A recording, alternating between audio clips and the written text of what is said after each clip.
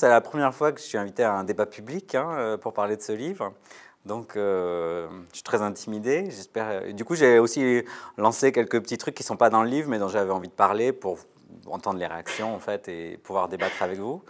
Voilà, donc j'ai un peu conçu ma présentation comme ça, pas une présentation du livre en tant que tel, qui, étant une fiction, n'a pas intérêt à être résumée, sinon sous la forme de son titre, qui est également le pitch. En fait, Sexus Nullus, c'est... il n'y a pas de sexe, en fait. Il n'y a pas de sexe pour l'état civil, c'est ça que je vais essayer de... Enfin, il ne devrait pas y avoir de sexe pour l'état civil, c'est ce que je vais essayer de montrer.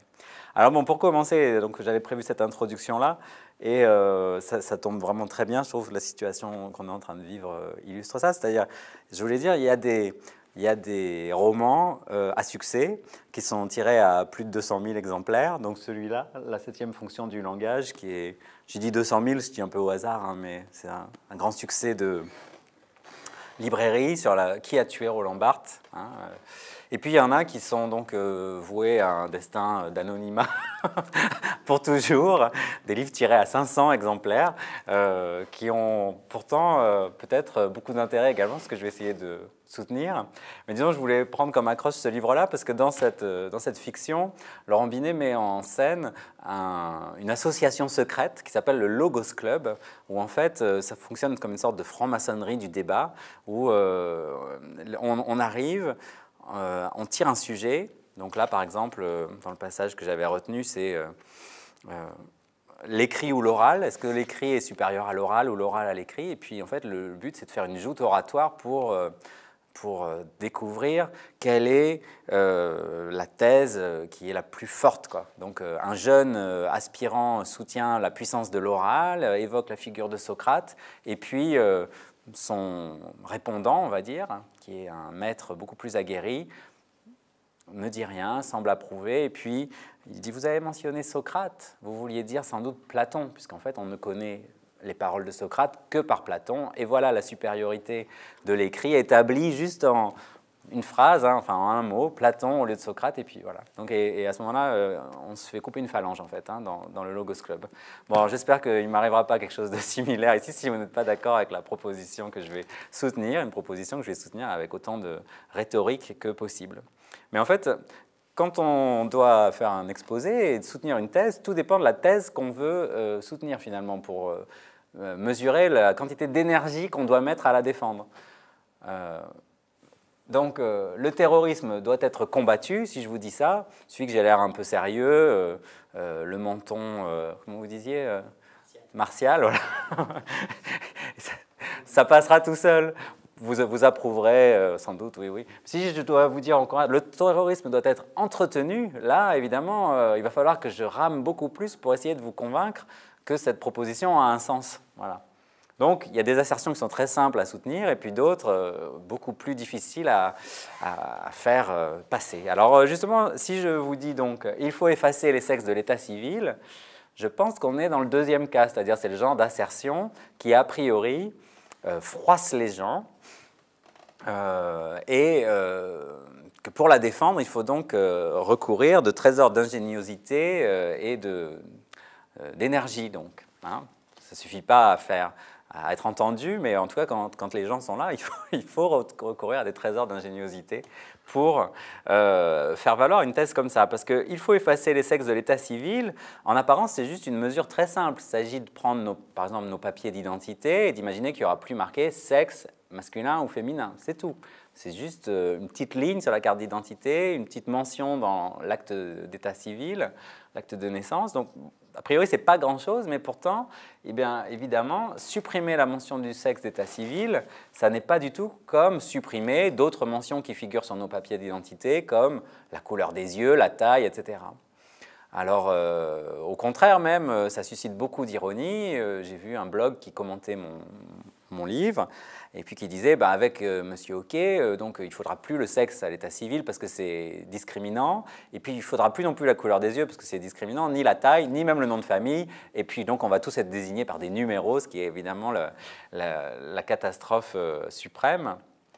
Donc le problème de cette question, pourquoi supprimer le sexe de l'état civil, a comme problème que c'est en fait une mesure que personne ne réclame en fait. J'ai mis presque personne, parce qu'en fait, il y a une catégorie de la population qui le réclament sont les individus qu'on appelle intersexués, c'est-à-dire les individus qui naissent avec des génitoires qui ne sont pas typiquement mâles ou typiquement femelles, ce qui pose un problème à la naissance pour, justement, quand on doit remplir l'acte d'état civil, avec du coup des individus qui ont été, qui sont encore souvent soumis à des opérations à la naissance pour les assigner à un sexe précis, alors que leur anatomie ne prescrit rien de, disons, clair et net, on va dire. Voilà. Donc, dans leur déclaration de Malte en 2013, les intersexes ont proposé, donc, dans le futur, les catégories de sexe ou de genre soient supprimées des certificats de naissance ou des pièces d'identité, de la même manière que la race ou la religion ne figurent pas sur les pièces d'identité. Voilà. Donc, une mesure que personne ne réclame dans la société, ce n'est pas un objet de débat régulier, il n'y a pas un mouvement pour l'abolition du sexe d'état civil qui est très puissant, mais il y a quand même certaines personnes dont on voit que ça pourrait simplifier la vie de manière non négligeable. Alors, moi je dis qu'il faudrait donc suivre cette recommandation et supprimer le sexe des mentions d'état civil. Et on m'oppose souvent, oui, mais pourquoi prendre une mesure aussi radicale? Pourquoi ne pas s'en tenir à faire ce qui a été proposé par exemple en Australie ou en Inde, où on se contente simplement d'ajouter une troisième catégorie. Voilà, donc il y a masculin ou mâle, femelle, féminin, et puis autre, indéterminé, ou ne souhaite pas être identifié, etc. Enfin, vous pouvez imaginer une troisième catégorie assez flexible qui recueillerait tous les individus qui ne se reconnaissent pas dans la distinction classique homme-femme. Donc, comme je l'ai dit, ça a été proposé en Australie, il y a également en Inde, etc. Et donc, ça nous emmène voilà, de l'intersexualité au problème du troisième sexe. Ça nous amène à l'idée que finalement, le monde va très bien avec la polarité homme-femme telle qu'elle est établie. Et puis que, bon, s'il y a quelques personnes qui souffrent de ce système, il suffit d'assouplir un petit peu notre fonctionnement et notre pratique d'état civil pour les accommoder. Voilà. À mon sens, si on retient ce genre de solution, eh bien, on sera toujours dans l'idée qu'il y a deux situations normales et majoritaires, et puis qu'il y a quelques cas un peu problématiques, peut-être un peu monstrueux, mais qu'on veut bien accommoder parce qu'on est humain, mais on ne va pas quand même renverser et bouleverser l'ordre immémorial des sociétés pour quelques exceptions. Voilà. D'ailleurs, c'est très compliqué puisque en Allemagne, par exemple, une loi de 2013 a proposé que sur les certificats de naissance, on puisse porter la mention sexe indéterminé, mais en fait, ça a été extrêmement contesté, y compris du point de vue des militants intersexes, dans la mesure où cette mention de sexe indéterminé pouvait entraîner au contraire une augmentation des opérations de réassignation et donc produire l'effet inverse que ce qu'elle pourrait, que ce que la mesure se proposait comme projet. En France, donc, je rappelle la situation, légalement, les parents sont tenus de déclarer le sexe de leur enfant dans les 3 jours qui suivent la naissance. Parfois, on peut accepter de manière temporaire une mention sexe indéterminé, mais il faut de toute façon régulariser la situation. Voilà. Donc ça, c'est voilà, la situation très minoritaire dans laquelle la question est posée et débattue, ces questions d'intersexualité et d'assignation d'un certain nombre d'individus à un sexe ou à l'autre. Mon pari, et c'est là que ça devient difficile et qu'il faut argumenter, c'est qu'en fait, supprimer la mention du sexe de l'état civil ne va pas juste accommoder 2% de la population humaine, mais est une question qui, au contraire, porte des enjeux qui concernent l'égalité des hommes et des femmes en général. C'est-à-dire, ce que j'essaye de faire, ce n'est pas du tout une mesure qui essayerait de faire marcher l'ensemble de la société au rythme imposé par des ultra-minorités. Mon pari, c'est de dire que cette question de l'état civil, elle structure quelque chose de tout à fait fondamental, puisque, en fait, la question de l'égalité des sexes est en jeu derrière une mesure aussi simple que l'effacement du sexe de l'état civil. Alors comme je l'ai dit, et puis comme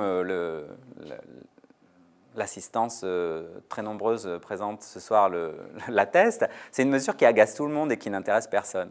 C'est-à-dire, il y a autant de femmes que d'hommes qui se désintéressent de la question de l'égalité des sexes. Simone de Beauvoir déjà noté au début du deuxième sexe, « J'ai longtemps hésité à écrire un livre sur la femme. Le sujet est irritant, surtout pour les femmes, et il n'est pas neuf. » Voilà. Est-ce autant dire qu'il n'y a pas de problème d'égalité entre les sexes? Évidemment, il y a des observatoires, des inégalités, donc ce n'est pas une question qui est complètement nouvelle. Hein.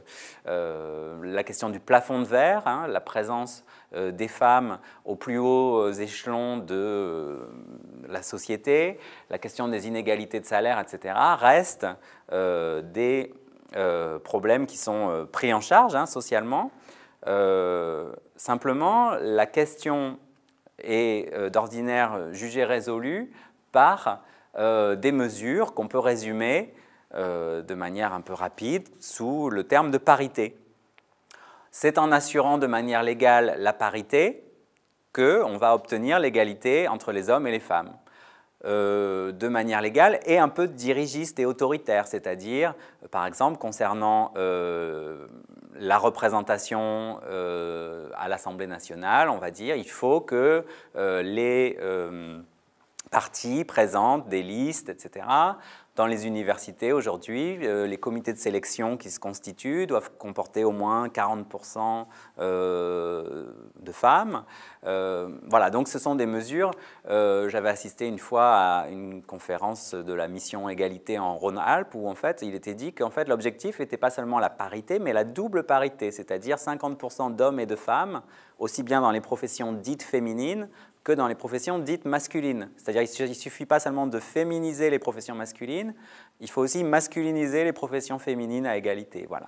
Donc c'est un objectif qui est intéressant et qui produit des effets, hein, mais dont on voit qu'il est quand même quelque chose d'assez difficile à mettre en place. Déjà parce que, comme je l'ai dit, on a l'impression que c'est quelque chose d'artificiel et de dirigiste. Ensuite, parce qu'il y a énormément de mesures, de manières de faire que ça ne produise aucun effet. Par exemple, on va effectivement présenter 50% de femmes si on est un parti politique, mais uniquement dans les circonscriptions où elles sont sûres de perdre, par exemple. Donc on respecte la loi en apparence, mais en fait, à l'Assemblée nationale, il n'y a toujours pas 50% de femmes. Hein.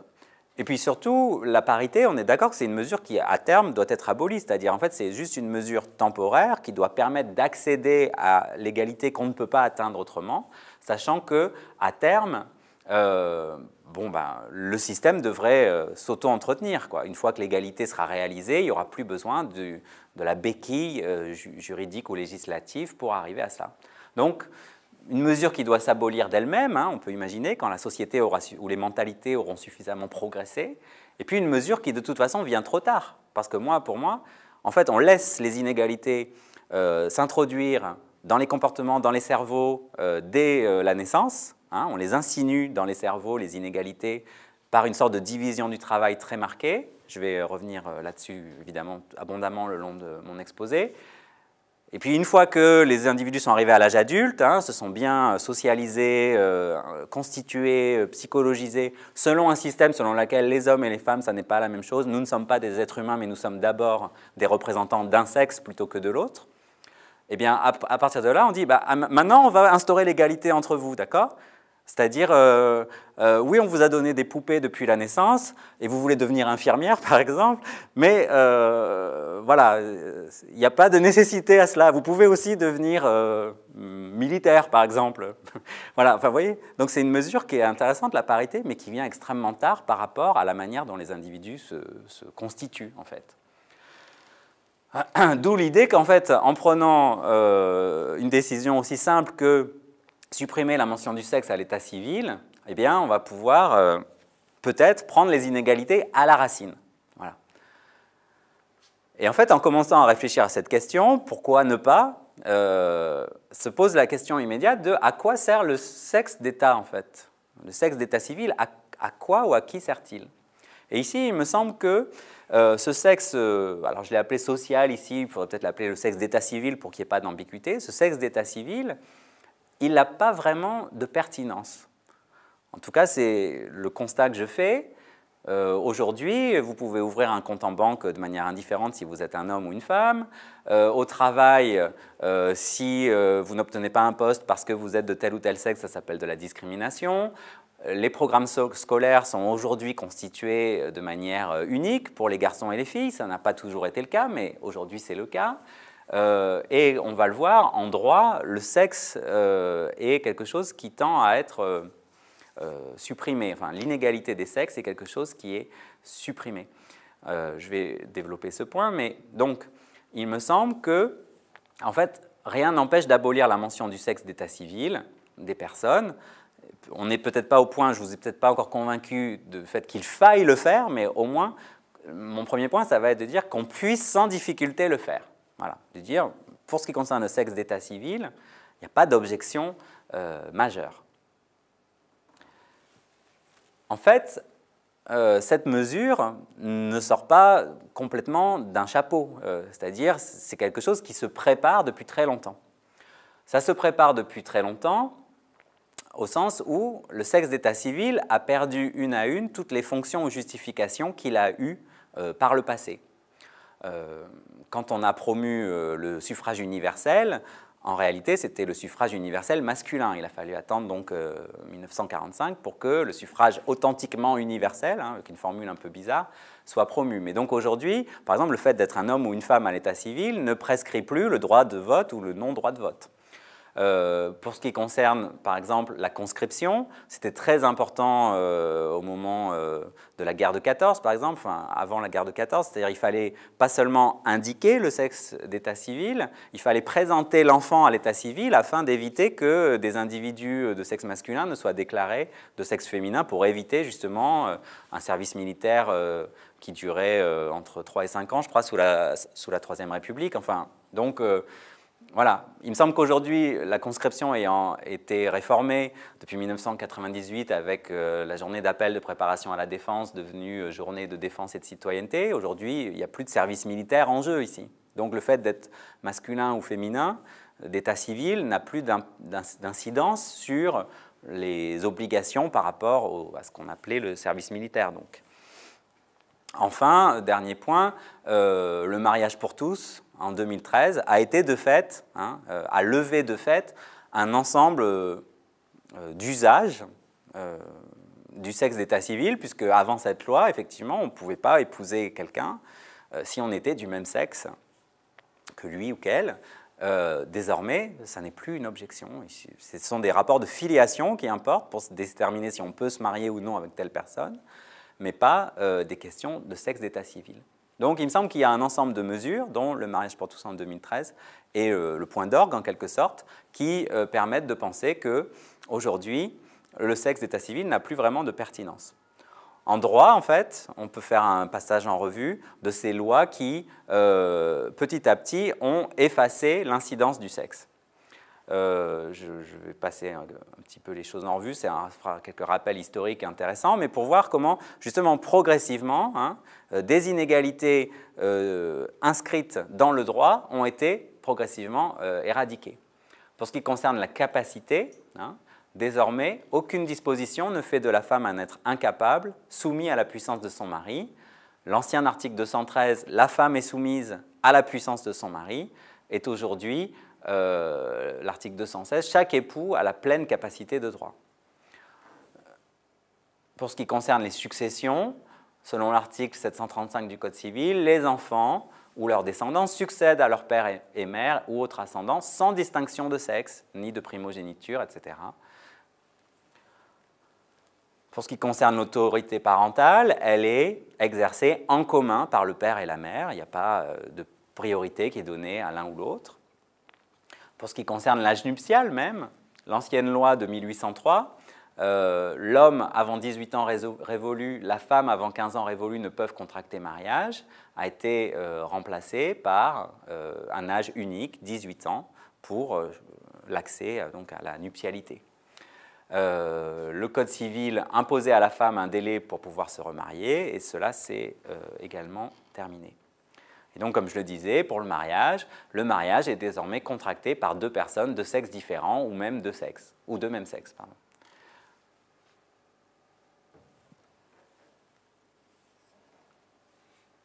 En droit pénal, une infraction, en théorie, n'est pas punie plus sévèrement si elle a été commise par un homme ou par une femme, et en particulier, ça a été le cas concernant l'adultère. L'adultère était puni plus sévèrement s'il était commis par la femme que s'il était commis par le mari.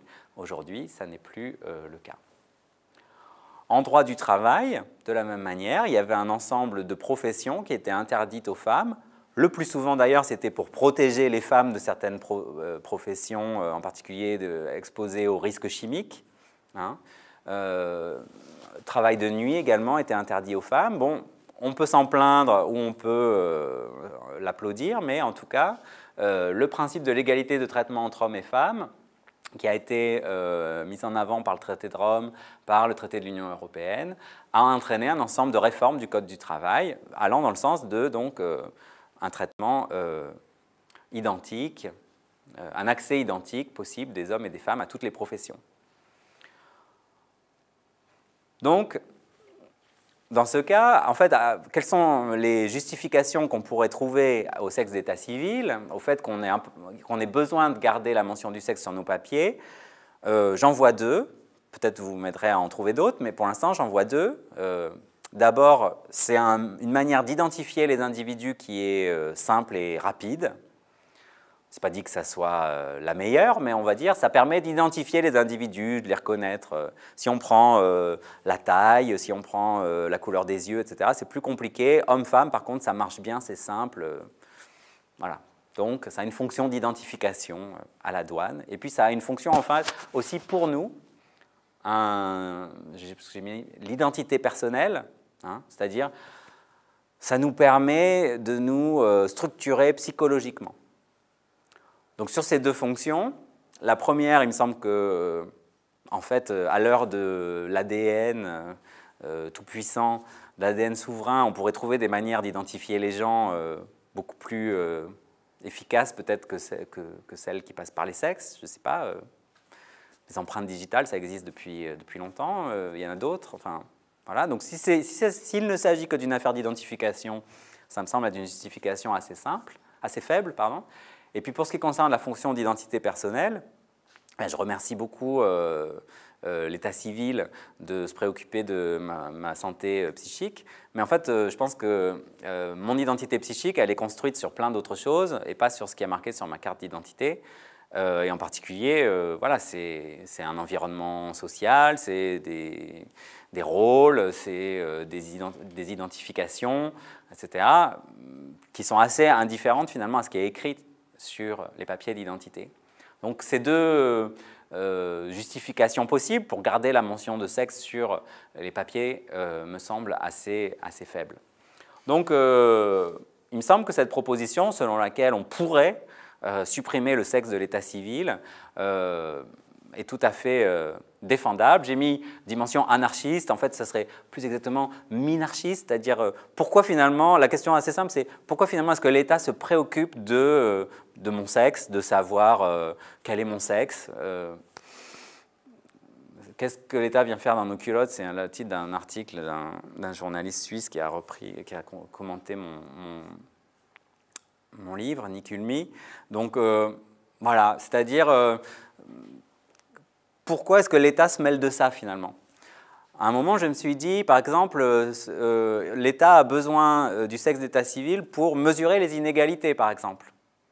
Mais en interrogeant des amis économistes, ils m'ont dit non, les inégalités en fait sont mesurées de manière déclarative en fait, c'est-à-dire on interroge des personnes, un échantillon représentatif, et c'est le sexe que la personne déclare qui est important. C'est pas celui qui est écrit sur les papiers. Donc c'est pas des statistiques qui seraient générées de manière automatique par les services de l'État à partir de l'état civil justement. Non, le sexe est déclaratif dans les enquêtes qui mesurent les inégalités. Donc supprimer la mention du sexe à l'état civil, ça n'est pas du tout interdire aux gens d'avoir un sexe, d'avoir une identité genrée, différenciée, etc. Et ici, je pense que le parallèle avec la race est très important. C'est-à-dire, la race ne figure pas du tout à l'état civil, la religion ne figure pas du tout à l'état civil. Ça n'empêche pas les gens de constituer leur identité autour des paramètres de race ou de religion et d'être très divers, etc. Donc ce parallèle entre sexe, race, religion est sur ce qui doit figurer à l'état civil Il est très important parce que quand on dit on va effacer le sexe de l'état civil, la peur immédiate, qui est liée également à ce avec quoi j'ai commencé, à ce par quoi j'ai commencé, à savoir la question du troisième sexe, etc., c'est on va produire un monde absolument neutre, absolument ennuyeux, absolument uniforme et identique.